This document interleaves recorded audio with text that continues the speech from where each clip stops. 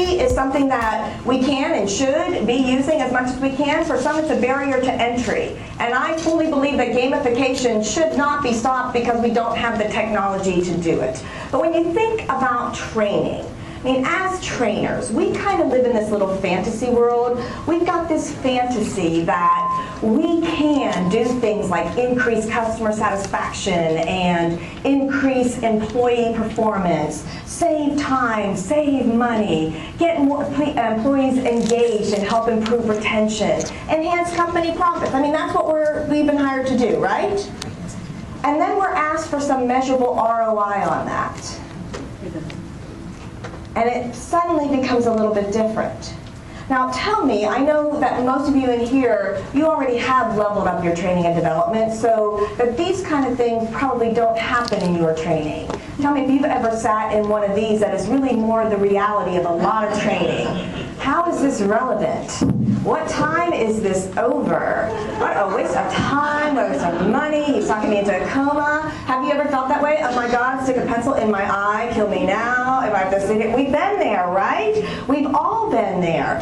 And that's the thing that training and development has gotten such a negative rap because a lot of times we have just done non-brain friendly lectures and literally talked people into a coma. And the fun thing about gamification is that although we do need, gamification is fun. It's got, you know, when you look at gamification, it's almost like those like a little kid pressed up against the candy store window, just drooling at those sweet confections and just thinking, oh, I want some of that. Look how fun that would be. We could add things like trophies and badges and levels. We could give them unlocks and rewards and even Easter eggs. Oh my gosh, it would be so great.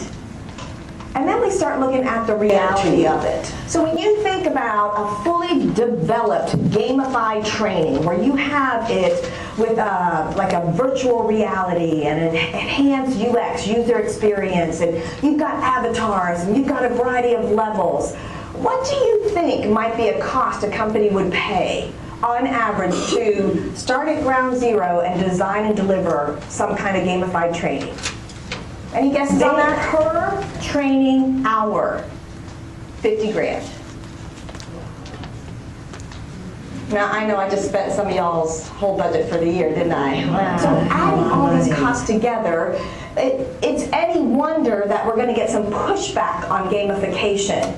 And it gets a little bit worse. We've got all the cash, and then Gartner Research, which is a business research, Gartner Research, they predict that by 2018, 80% of all gamified applications will fail.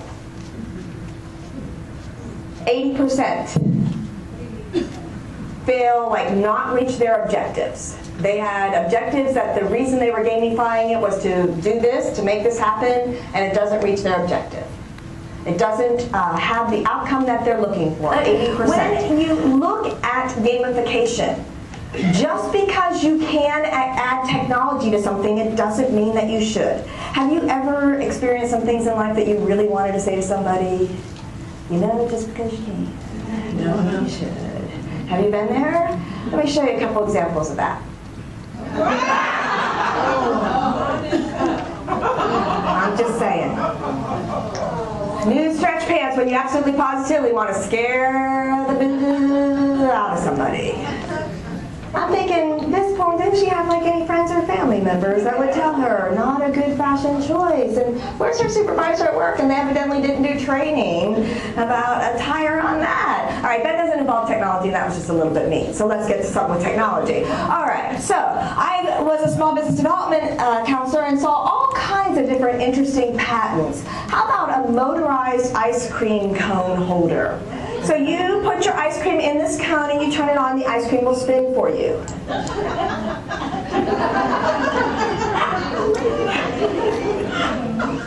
all I gotta do. The man who wrote the language for the patent, the reason he was designing it, it was good, his heart was good. He said that little children's tongues get tired from licking ice cream cones, so we're gonna make it easier for them by motorizing it. I know. All right, let's not pick on the little little kids. They're little kids. Their tongues get tired. All right, motorized ice cream cone. But again, just because you can doesn't mean you should. Now, here's another one. This one is a farting alarm clock. When you set the time in the morning, it wakes you up with farts. I'm thinking we probably don't need that. I'm thinking that there's probably enough of that going on anyhow. We don't need any more of that in the bedroom, right? So when you think about it, Seth thought, this is a great idea. We can make lots of money on it. It'll be really funny. We can add technology. It works. Just because you can doesn't mean that you should. When we go back to gamification and how much fun it is and how good it looks, and we're trying to sell it to our CEO or our CFO, if we come in talking about, and it'll make people have more fun at work, and they'll feel better about themselves, and they'll just want to come to work in the morning because they get to play games. Do you see any CEOs or CFOs signing off on that? Not one bit, right? Because we're not talking their language. Anytime we're going to sell the program, and you know this, we got to bring it back. We got I say dollarize it. That's the term I call it is dollarize it. You got to bring it back to some kind of measurable ROI that you're going to show them. How is this really going to save time, save money, reduce turnover, improve employee engagement? You've all read that study about employee engagement, right? And like 20% of employees are so disengaged with their workforce that they're not just disengaged, they're doing things like sabotaging.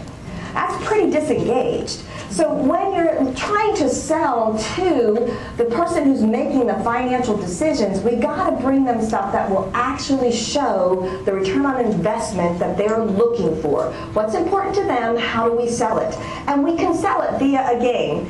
But if we just try and talk about how much fun it's going to be, that's not going to work. Now this is just some baselines. Again, if you email me, I'll send you the complete deck, and this comes from Chapman's. But your basic instructor-led training, it's right at 6th grade. You're starting at ground zero, you have nothing developed for a training program. So just a basic training program of learning. A level 1, which is just a few tests, like you can do some tests and like put the information and they can test. That's right at 10. Some interactive where not only are you testing, but there is some interaction. That's at a little over 18. And then of course the advanced is up at 50. If I know I have an 80% chance of failure, and I want to introduce gamification because I know we can do this. I know we can start at a place that we feel good about it, and we can play test it and iterate it and prove with the ROI. I'm thinking that just because we can add technology, it doesn't mean that we should. So that's why I put together I have a trademark system that I call Game the System. And it is actually the 5 steps that you walk through to design a low-tech or no-tech gamification. So some people, you can do a hybrid, but we're still staying at that low end of training dollars. So I want us to actually experience some gamification tonight. Because the best way to learn about gamification is to actually do it. So the first thing I'm going to need us to do is to get into groups of no more than 8, no less than 6. So 6 to 8 people in a group, and the easiest way to do that might be to just kind of group with tables like this, like turn you guys, y'all. I don't want to micromanage you. I know that you can do this. So 6, 8 max, 6 minimum.